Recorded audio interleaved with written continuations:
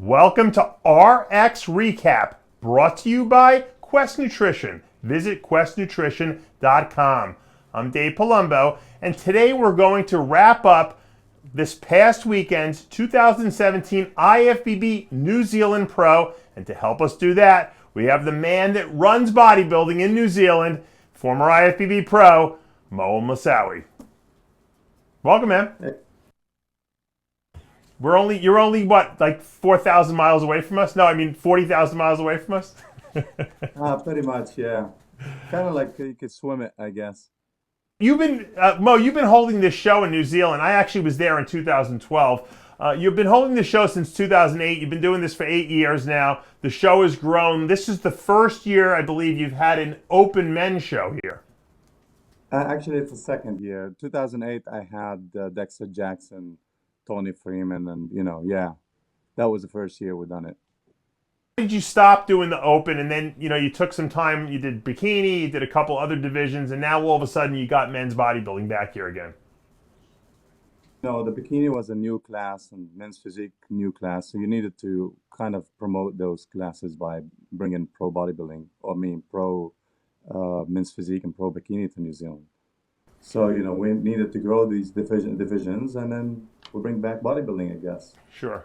Now, it's got to be frustrating for the New Zealand people because you have that country in and of itself is not a very populated country. So, the United States has got, millions and millions, hundreds of millions of people here. Obviously, New Zealand, a much smaller pool. Yet, we're seeing good talent now come out of New Zealand. And thanks to you, you're getting them on the world stage.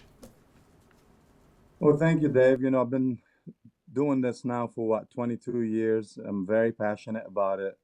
And, I see a lot of talent comes out of this country and just trying to help them out, get where I was one day and, hopefully even better. How did you wind up out in New Zealand? Just out of curiosity. My wife dragged me down here for a vacation. And you never left? I never left because there was money waiting for me. That's good. Nothing wrong with that. Let's talk about the pro show. Brandon Curry, who's been getting a tremendous amount of hype over the last several weeks. He, took the pilgrimage a few months ago out to Oxygen Gym in Kuwait, trained with the Camel crew out there, transformed his body to epic proportions. And a lot of people thought maybe it was hype, but he came in this past weekend and he beat an excellent Dallas McCarver, Juan Morel, Jeff Beckham. Talk to me a little bit about how impressive Brandon Curry was in person. To be honest with you, I saw him last year, and the pictures looked amazing online, but I never thought that he would actually improve that much. And when I saw him in person, when he landed here in New Zealand, I was blown away, to be honest. Like the amount of mass, and it's real good, solid mass. It's not just mass. The guy was very solid, very hard, very conditioned, and he gained like good, say, 25 pounds. So, that was amazing, to be honest. He brought a very nice package, very balanced. He could still grow a little bit on the quads, as we know. But when that happens, he's going to be an unbeatable guy. Talk to me, what pushed Brandon Curry past Dallas McCarver, who finished the previous weekend second behind Cedric McMillan. A lot of people thought he was going to come into New Zealand and kind of decimate the lineup. Didn't happen here. Why did Brandon beat Dallas McCarver? Well, to be fair, I honestly have to say that this was not the best of Dallas McCarver. I've seen him much better at the Olympia last year. For some reason, things are not going right with his preparations. He could have been a lot more solid, a lot harder, but he wasn't. At the end of the night, the guy got a little bit softer and more softer, and Brandon was getting better and better, so he ended up beating him. Yeah. Fair and square. But, Dallas could have won the show if he would have been Dallas. What do you think? Because you're a student of the sport. You judge internationally. What do you think Dallas McCarver may be doing wrong that's not allowing him to bring out all his gifts? Well, one thing we need to remember, Dallas is only 25 years old, and he's been competing just for the last 5 years. He's been training for 5 years. So, it took me, 12 to 15 years to mature my muscles. We all know about this.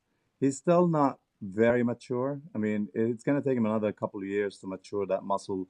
But the guy is gigantic. He's got everything that bodybuilding is looking for. He's a massive guy with a small waist, and that's what we're definitely looking for, something like that. He's not doing anything wrong. I mean, it's gonna be a learning curve for him, and I think just give him some time. He's definitely gonna do very, very well. Is Dallas McCarver a guy who can vie for an Olympia title or at least a top three spot in your estimation? Personally, I believe he can. If there's anyone who can have the size and the balance we're looking for to be another Jay Cutler or someone like that, it's going to be him. There's no one on the bodybuilding stage right now that can present that Mr. Olympia package beside this guy. So I'm just going to give him a couple of years to mature, and I'm sure he's going to be a very strong force in this business. Wow, that's a very big compliment coming from you. Let's talk about third place here, Juan Morel, who, sometimes he looks like a world beater, and then sometimes he just doesn't look good. He's flat or his legs are small. What was your impression of Juan Morel at this particular show? Well, coming from the Arnolds, I actually watched him before the Arnolds, and he was getting better and better and better. And I have no clue what happened to him at the Arnolds. From what I heard, he drove all the way from New York to Ohio, which is not something that anyone would want to do. I would want to get to Ohio in 3 seconds if I can. But that drive must have killed him, to be honest. I think he has massive potential if he grows his legs. His upper body is out there to be the best. But when you look at the massive upper body versus the smaller lower body, it just throws off his balance and symmetry and everything, and you just can't help the guy. I mean, he has to do his job and bring his legs up. It's just a matter of training at this point, just getting more mass on those lower limbs. I've had my talk with him, and hopefully he would listen. That he needs to stop paying attention to his body, so attention comes down to his look, and hopefully they will grow. I mean, at one time of my career, I had small legs, and you know what? My arms were my arms, and I said no more arms, and it's going to be legs from now on. And it got to a point where my legs gotten really big, and he needs to be smarter with this approach and stop concentrating on adding size on the top. Balance his physique because he's got a nice physique, very nice. Small waist, broad shoulders, everything about him is good. Just grow these legs. It's simple as that. A lot of people, he needs to learn from Johnny Jackson. Put it for you this way, Johnny had a Mr. Olympia upper body, but lower body, wasn't there. Right. Never. Right. So he just needs to learn from that and just take a year off, perhaps. If I was him, I wouldn't do the Olympia this year. I would just take a year off, put some serious mass on my legs, and come back and do the damage. Right. Do you believe that when you stop training a strong body part, it enables the weaker body part to have more nutrition and more nutrients to help repair it quicker and build itself better? 100%. I mean, you could prove it with science, and you could prove it with experience. To be honest, definitely, if you work your arms, all the nutrition or most of the nutrition is going to go to recover that body part that you exhausted. And a lot of these guys, I don't want to be disrespectful, but a lot of these coaches out there, unfortunately, like they don't have real knowledge about training. Right. This is why I tell all these young guys, look, if you want to be coached by someone, be coached by someone who's done it before, not someone who's just, read a book or knows A, B, C, and vitamin D and whatever. Yeah. You need someone who really done bodybuilding and knows and understands the training and the whole theory behind it to enable to help you. Yeah. So, That's hopefully, and no one out there, but that's just the way it is. No, you're right. I mean, training is important. I mean, and if you have a weak body part, it's probably because you're not training it right, unless you have an injury. So I think that's wise words. Absolutely. Let's talk about Jeff Beckham, because Jeff Beckham is a guy who won the Team Universe a number of years back. He came out into the pro ranks. He was huge, but he wasn't coming in shape. In San Marino, and I believe he was also in the Dubai show last year. Yeah, he looked pretty impressive. His conditioning finally was brought in the way it needed to be. What's your take on Jeff Beckham? Did he deserve to be higher here? Where should he go from where he is right now? Well, look, you could argue his placing being third or fourth, but it wasn't really far. I mean, Juan was a lot fuller, a lot bigger. Uh, Jeff has a weak chest, and unfortunately, that no matter what he does, as long as you have that weak chest, you and I know, Dave, that that's going to make you look flat, Right. as full as you can get. So, and his lower body right now is overpowering his upper body as well. So he's the opposite of Juan Morel. I mean, a lot of people argue, oh, he should have been third, he should have been fourth, but it doesn't really matter. I mean, Juan had lower body problems. Jeff had problems in his chest and shoulders. So, I mean, yeah, but I was really impressed with his conditioning. He looked really good on the night. He poses very nicely. But, he also another guy who needs to just take a year off and put some decent size on your chest and upper body and just come back. Mo, speaking about posing, because you were always a great poser too on stage when you competed, do you like the idea that at the Arnold Classics they're judging the posing round for 1/3 of the competitors' scores, or do you think that that's not appropriate? Personally, I disagree with it. Posing to me is more of a plus. It's more for the fans, and it is important. I mean, we didn't become pro bodybuilders and not knowing how to pose. It's impossible. I've never seen a pro bodybuilder who's an idiot in posing, like to be frank. But that should not, if someone knows how to dance and how to pose a little bit better than the other guy, it shouldn't put him ahead of him under any circumstances. That makes sense. Let's talk about one of your countrymen over there, Darren Onakawa, who finished in the 6th position. A lot of people are touting him as the next big star. He finished in 5th. Oh, he took 5th. Excuse me. Right. A lot of people are touting him as the next big star over there in New Zealand. What was your impression of what he brought to the stage this past weekend? Darren is one of the widest guys in the sport. He had his own personal issues over the years.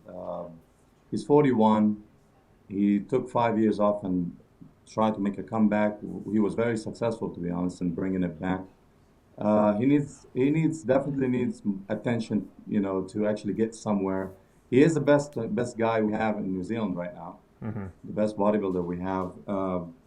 Whether he's going to make it or not in the future, that depends on how much investment he's going to put in that body, but yet, we were very proud of having him on stage representing New Zealand and battling these big guys, like he has never competed against any one of these guys before.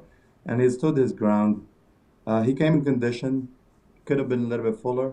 He's got the Arnolds this weekend to, hopefully to bring that. And yeah, but we're happy we had him on stage. Now, let me ask you a question about these comebacks we've seen recently from Kevin Levrone. Flex Wheeler now is saying he's coming back in classic physique. You were a 9th place Olympian at one point. Did you ever consider, maybe I'll make a comeback, or are you done? No, I'm absolutely done. I think I have a brain that I've been using recently. It's a shame. I have to be honest about this, and I'm glad you asked me. I know a lot of people are not gonna like it, but I'm just gonna say my honest truth. I think it is stupid when you're done, completely done, and your body is done, is to try to bring it back. We only live once, and if you try to oppress that body that you have, you only have one liver, 1.5 kidneys, in some cases 1 kidney. Yeah. One bar and one too. Yeah. So you try to do that, and you end up harming yourself. You're going to reflect bad on the whole sport of bodybuilding.